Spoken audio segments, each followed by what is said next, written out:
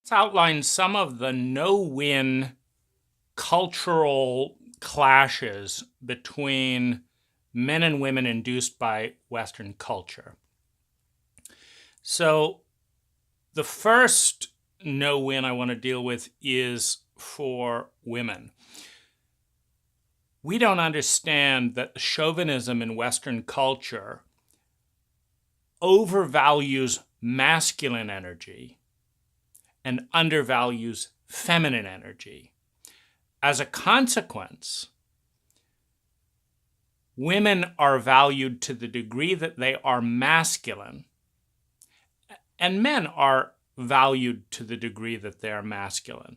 Now, if you've ever tried to put a battery together with two masculine poles and no negative charge, it doesn't create flow. So this is the first loss to both genders. Now, to understand this bottleneck of what is a chauvinism of devaluing feminine energy, what we have to look at is in any human relationship, you have a flow.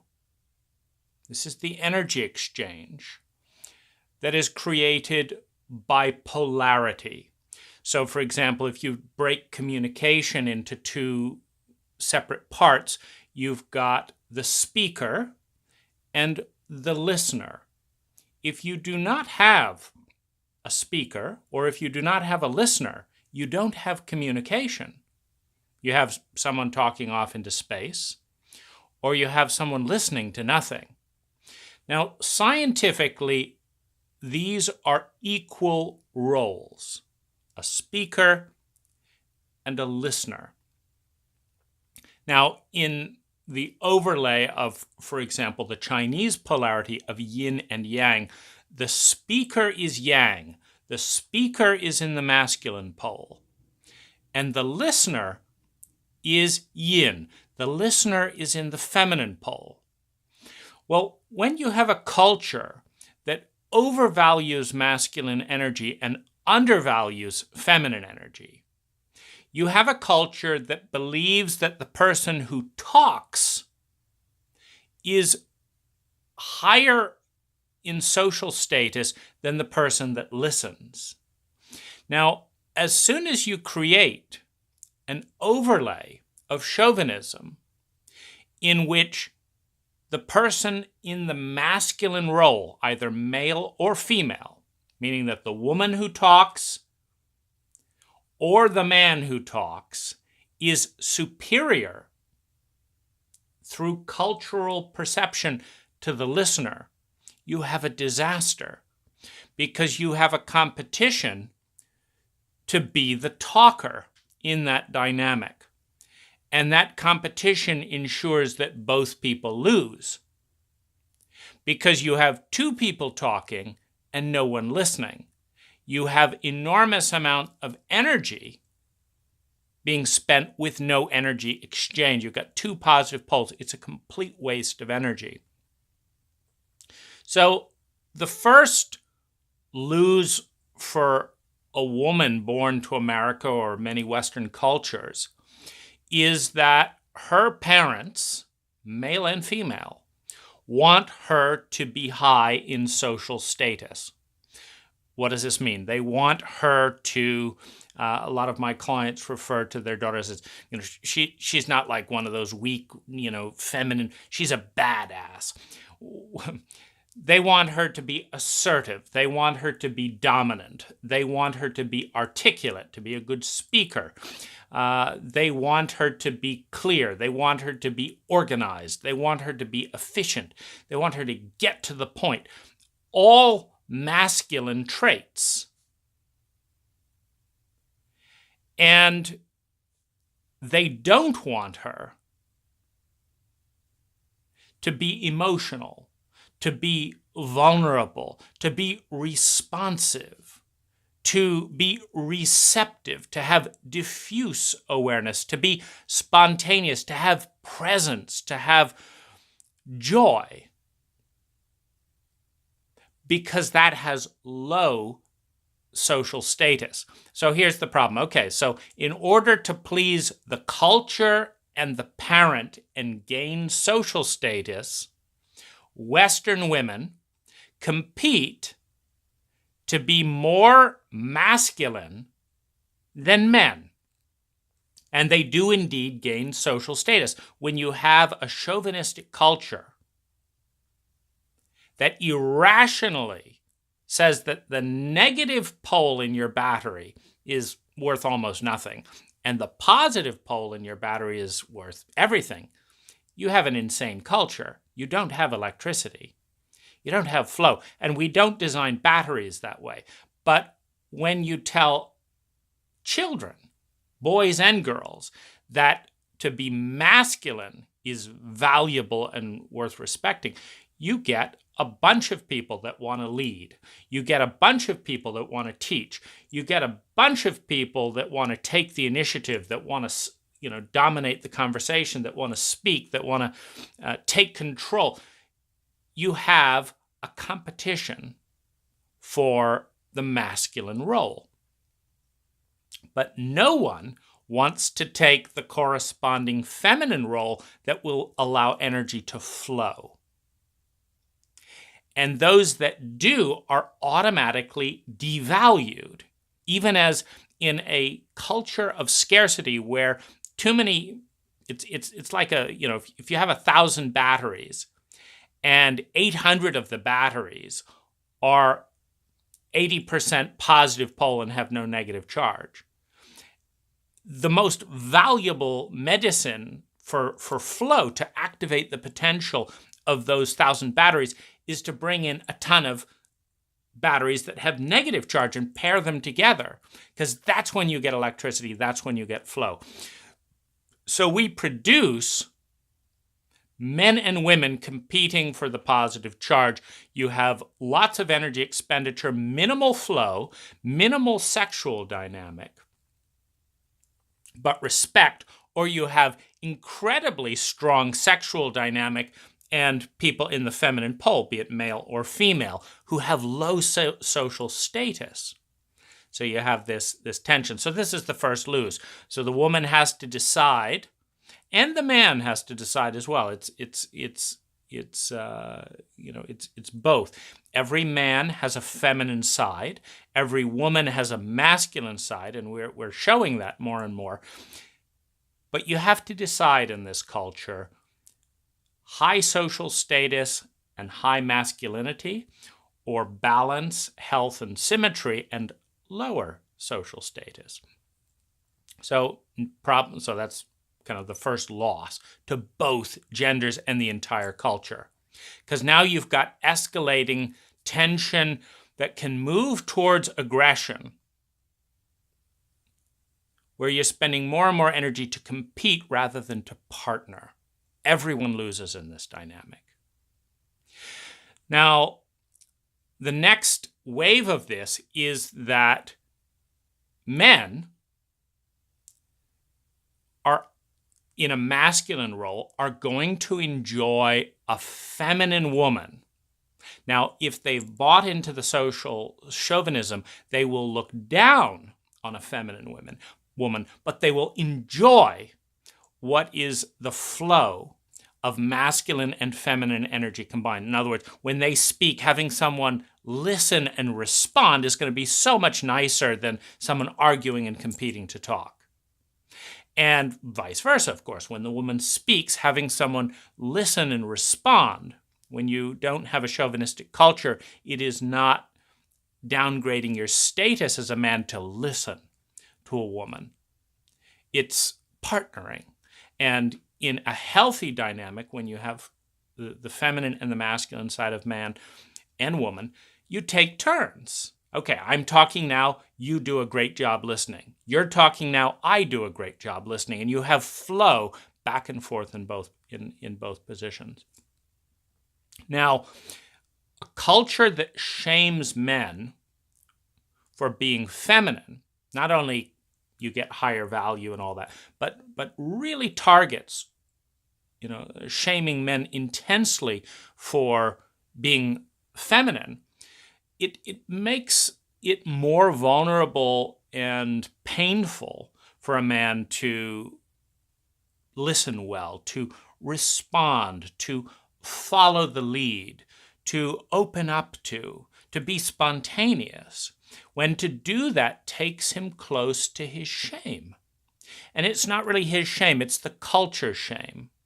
It's the culture's ignorance. Because a scientist will weigh feminine and masculine energy equally, just like a scientist will weigh the value of the negative polarity and the positive polarity of a battery equally.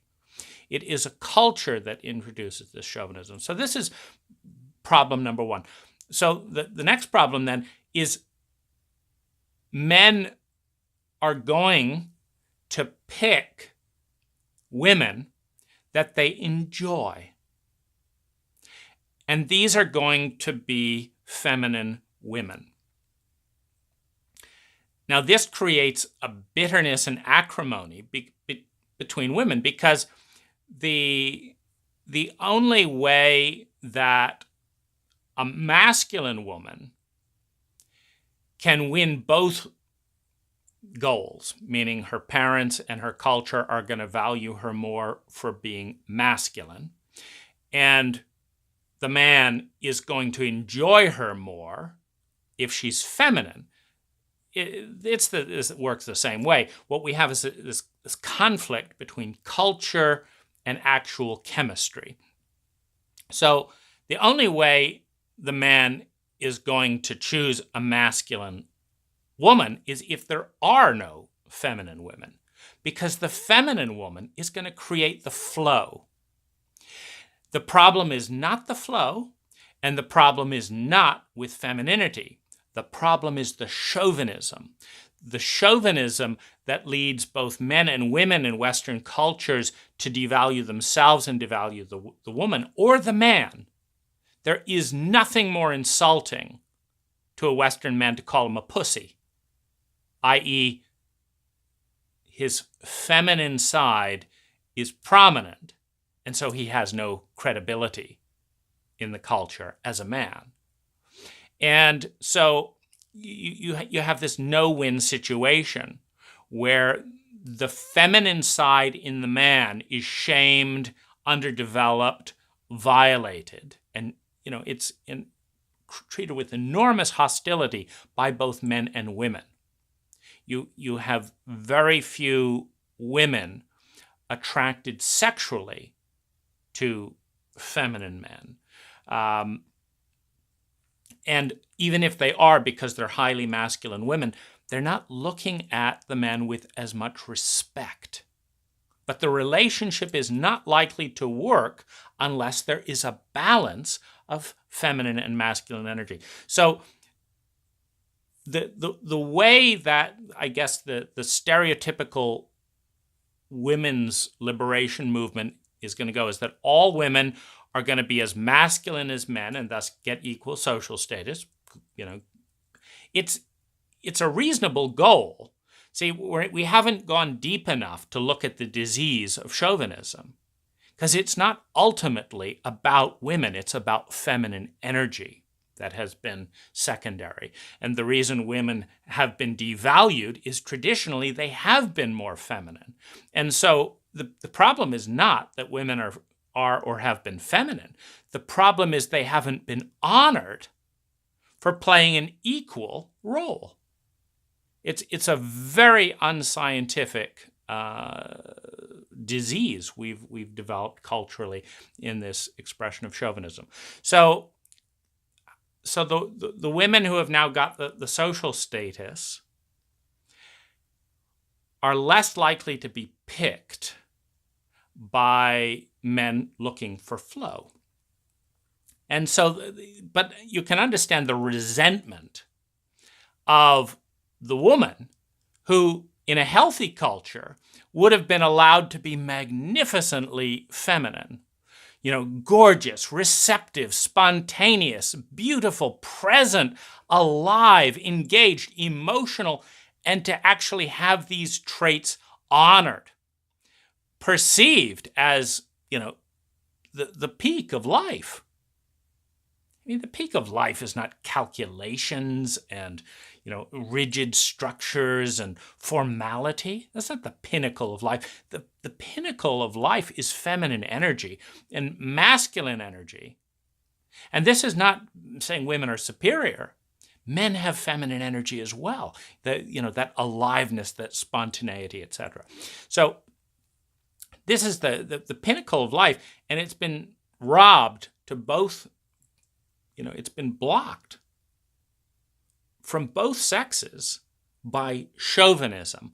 And so as men then choose the more, spontaneous, alive, present, funny, etc., the women that competed so hard to be masculine are now resentful. They worked harder to gain social status, and then they're not being picked. So that's a no-win thing. So there's jealousy. Now, if you look on YouTube at the comments around Asian women, you find this jealousy is taken to a new level of hostility by Western women, where the way it was supposed to work was that women were going to be equal to men by being as masculine as men were, and therefore as valuable as men. Accomplished. And then everything was going to be wonderful, and everything was going to work, except it doesn't. You cannot scientifically engineer a battery that creates flow with two positive charges. And nobody, of course, wants to be in the negative charge when it's culturally devalued. So you have this where literally, having spent time in Philippines and Asia and Thailand and married a Filipino wife, my wife is about 1,000% more feminine than 80% of the American women that I've dated over the years. And it's wonderful. It's absolutely wonderful. It creates so much flow and value. And I'm aware that her femininity is undervalued by my culture, by men and women, meaning there's plenty of men attracted to my wife, but the cultural chauvinism and stereotypes make it such that both men and women would tend not to value the femininity in my wife as honorably as the masculinity they'll see in me. For example, I'm more articulate than she is. That gets honored in this culture because it's masculine. But she's such an amazing listener. And I'm not going to talk if someone doesn't want to listen. And so there's just so much, and you can't say that one is more valuable than the other. You can say I have to work harder, but that's the beauty of feminine energy. It's so effortless. It's so graceful. She creates so much value.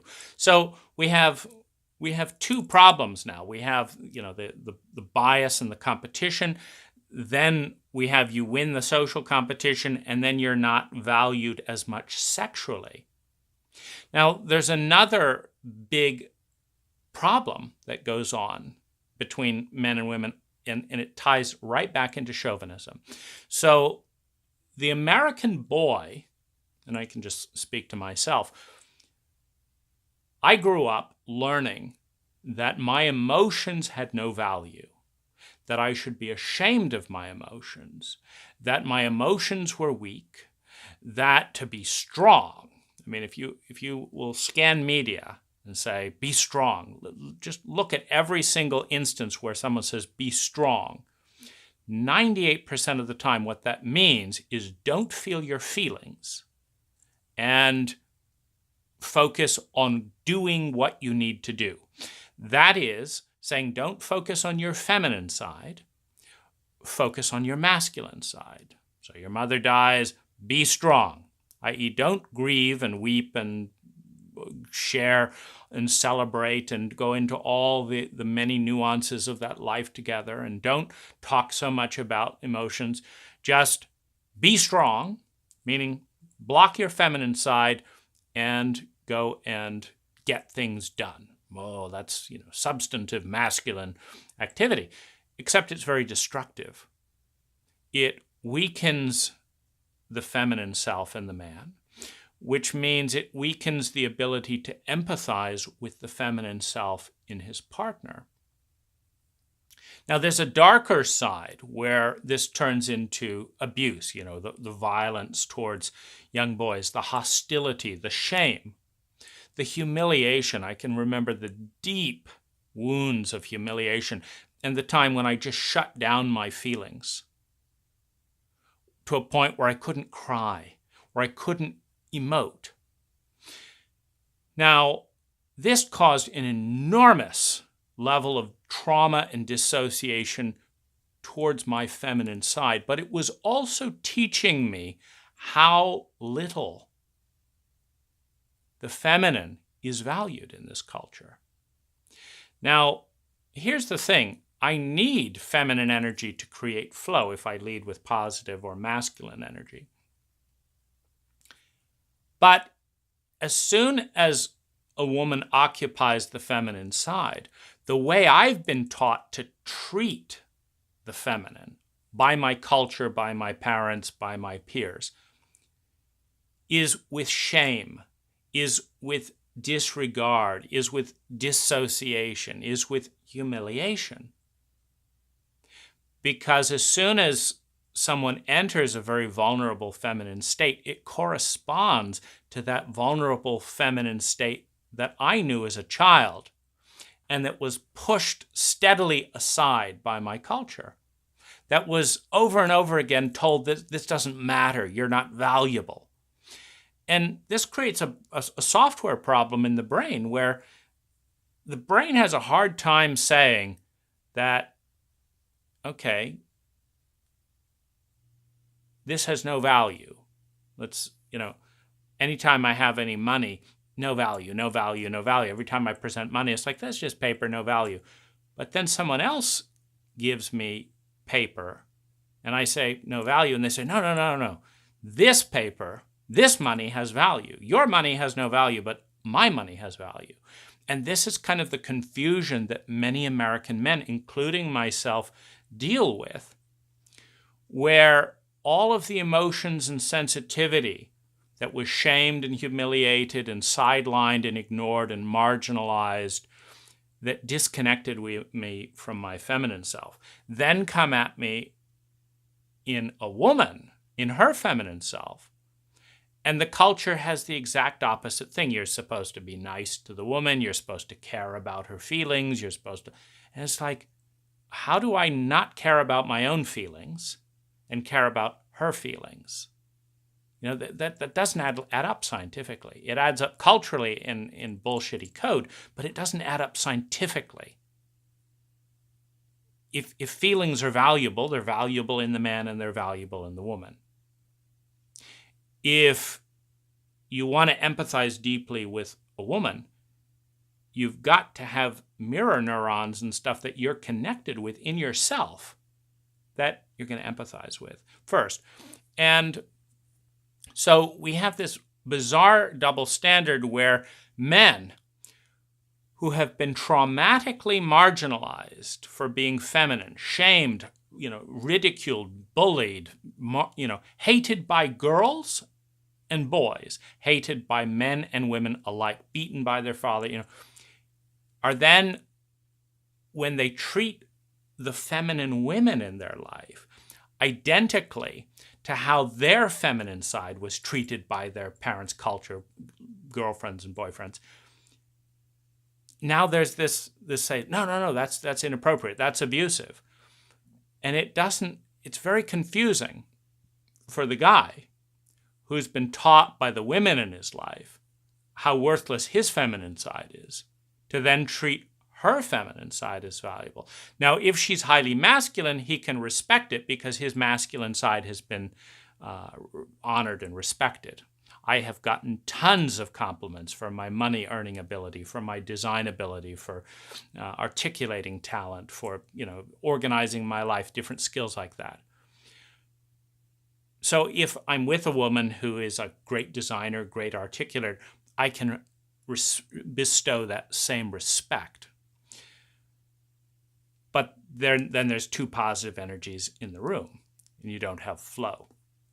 As soon as as a deeply feminine woman comes into the room, now the default is to treat her like my feminine during the childhood and template, and treat, which also corresponds to, the way my father treated my mother, on a gender level. And this is, I think, just what's so crazy making about this time in history is we have not completed the loop to start treating the feminine in the boys and men as honorably as we want to treat the feminine in women. And there is no flow when you have two positive poles. And the man is always going to choose a more feminine woman, but won't respect her because there'll be more flow. There'll be more sexual chemistry. There'll be more emotional chemistry. There'll be more verbal chemistry when there's a speaker and a listener, a leader and a follower, a teacher and a student. And the problem all comes back to chauvinism. It all begins when we value masculine energy significantly more than feminine energy. And as a result, we teach effective public speaking, not effective public listening. We teach how to teach, but we don't teach how to learn. We teach our kids to want to be leaders, but we don't teach people how to follow and discern who to follow, and that it is an art, a graceful art, that a leader has zero value. There's no point in a leader if no one follows. That leaders need to learn to lead people competently to places of well-being, and followers need to learn to follow people who can competently lead them to well-being. So there is an equality on a scientific level between both masculine and feminine, and it is the work of a dysfunctional cult-like culture to discard the deep, energetic chauvinism of thinking that yang is better than yin, an impossibility. Then we can teach honor and give equal social status to the masculine pole and the feminine pole. Then we can collaborate as partners. And, knowing that we have both sides in each one, the person who should lead in any given moment is the person that is going to bring about the most well-being through their leadership.